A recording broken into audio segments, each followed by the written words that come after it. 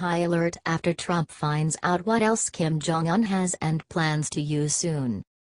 As the United States looks down the barrel of every weapon of war that North Korea can muster, it's safe to say that we're interested in any new advancements that they've made in that field.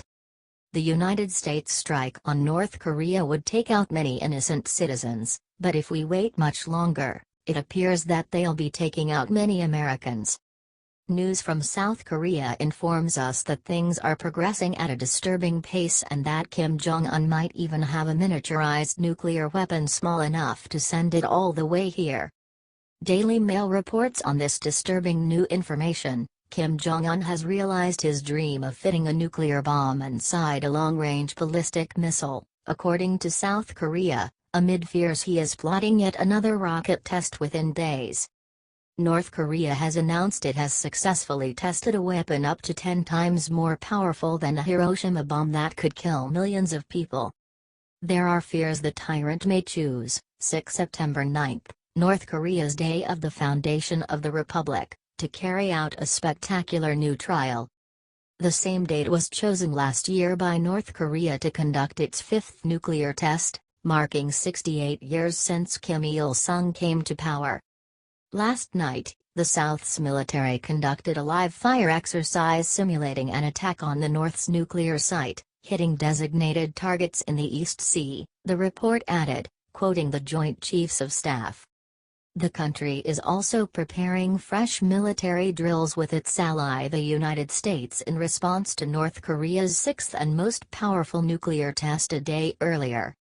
The training came in response to the North's sixth nuclear test and involved the country's Hyunmoo ballistic missile and the F-15K fighter jets, it said. The South's military said the range to the simulated targets were equivalent to the North's Punggye-ri nuclear test site in its northeastern province. North Korea described its testing of the hydrogen bomb as a perfect success over the weekend and this morning launched a verbal offensive at its enemies, belittling South Korea as America's puppet Marine Corps.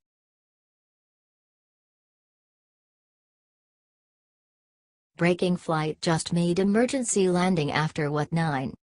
All around the world we have witnessed terrible atrocities being committed in the name of radical Islam which only bolsters Trump's reason. Now, a plane has had to make an emergency landing after what 9 Muslims were caught doing, and in all honesty enough is enough.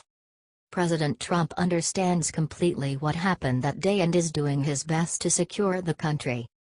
Over the weekend, one airline had to make an emergency landing after 9 Muslims decided to start shouting Allah Akbar and claiming that they were also carrying bombs. Here is more from Independent. A man sparked a terror alert on a Ryanair flight after shouting Allah Akbar and warning there was a bomb on board the plane. The 51-year-old Belgian was arrested and 8 men friends traveling with him were thrown off the flight from to Madrid following the scare at Brussels airport. Passengers were evacuated from the plane, which was then searched by a bomb squad, after airline crew alerted police.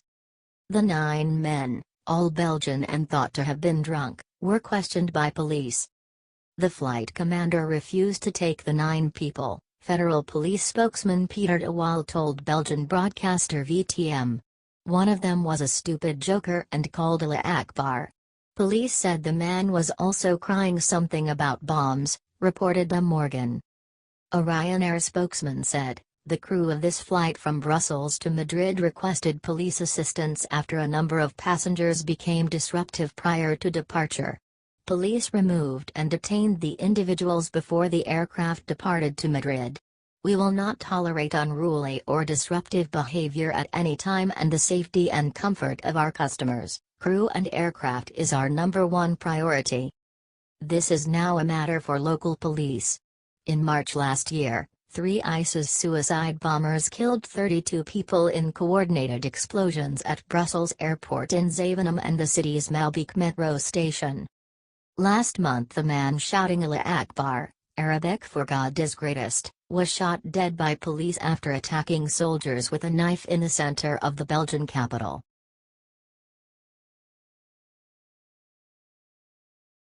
Melania just made shock announcement about why Michelle is hiding on island alone right now.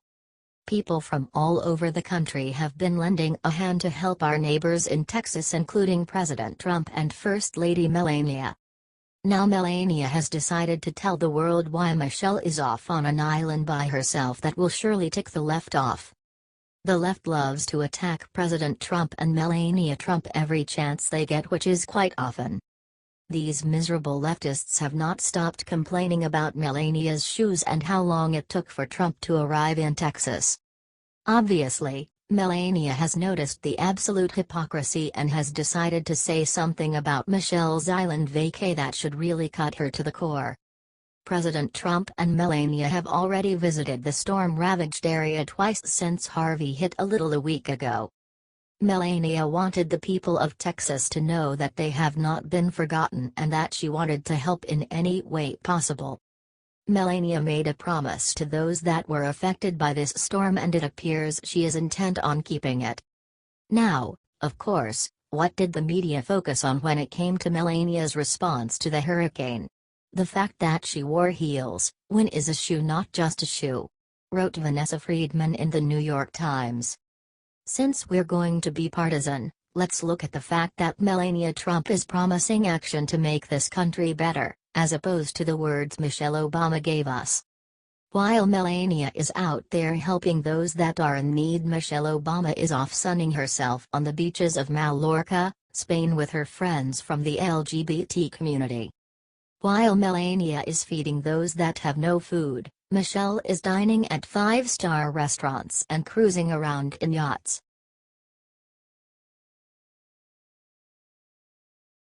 Michelle unrecognizable after solo trip with her sick secret out now. Here's what she looks like.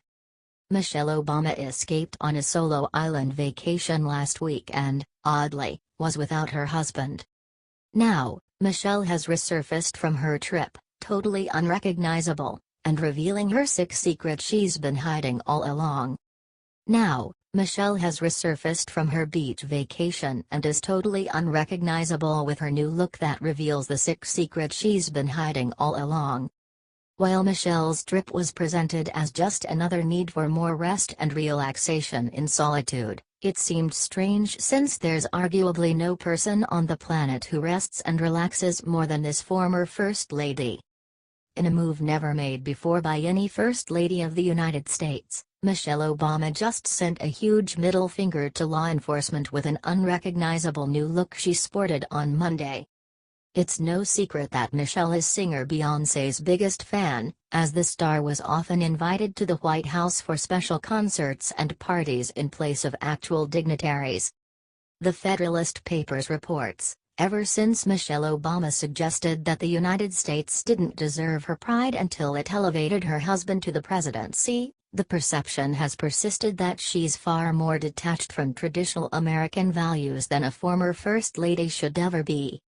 The Blaze reports that Mrs. Obama was part of a photo shoot in which friends and relatives of Beyoncé dressed up in the pop star's get-up from her 2016 music video Formation. Other participants included Kelly Rowland and Michelle Williams of Destiny's Child, and tennis player Serena Williams. While it's no surprise that Michelle would jump at the opportunity to transform herself into her favorite pop star, considering she genuinely wants to be her, it's sick that she chose the look from Formation to replicate the pop princess. Of all Beyoncé's garish looks Michelle could have transformed herself into, this one couldn't have been coincidental.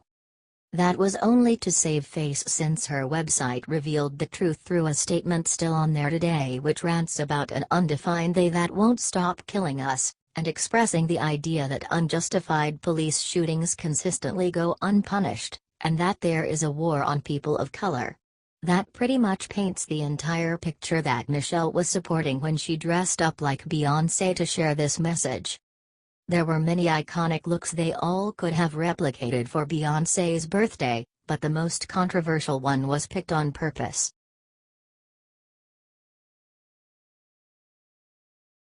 Obama's Trump obsession just reached sick new level with what he was just caught doing in D.C.